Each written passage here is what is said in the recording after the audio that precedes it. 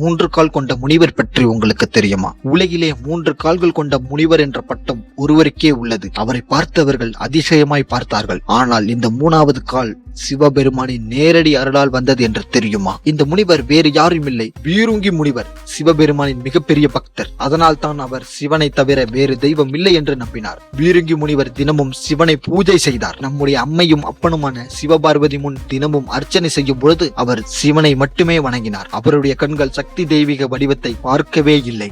இதை கண்டு அம்பாள் கேட்டால், சக்தி இல்லாமல் சிவன் இல்லை, சிவன் இல்லாமல் சக்தி இல்லை, நான் மற்றும் சிவன் ஒரே பரம்பொருள், அவர் இதை ஏன் காணவில்லை? அவளிடம் சிவபெருமான் முறையிட்டார். அப்பொழுது சிவபெருமான் சொன்னார், நாம் இருவரும் ஒரே உருவமாக நிற்போம், அவர் உண்மை எதுவென்று பார்க்கட்டும்.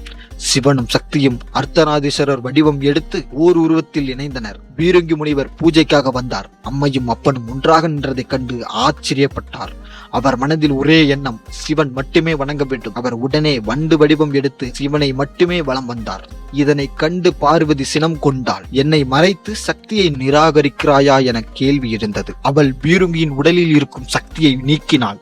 சக்தி இல்லாத உடல் உடனே பலவீனம் அடைந்து சரிந்து விழுந்தது. முனிவர் நிற்க முடியாமல் தடுமாறினார். அதனை கண்ட சிவபெருமான் கருணை கொண்டார். அவர் தனது திரிசூலத்தின் ஆற்றலால் பீருங்கிக்கு 3வது காலை கொடுத்து அருளினார். அதன் பிறகு பீருங்கி முனிவர் உலகிலே ஒரே 3 கால் கொண்ட ஞானி ஆனார். இந்த கதை பிடித்திருந்தால் லைக் பண்ணுங்க. அடுத்த ஆன்மீக வீடியோவை பெற சப்ஸ்கிரைப் செய்யுங்க.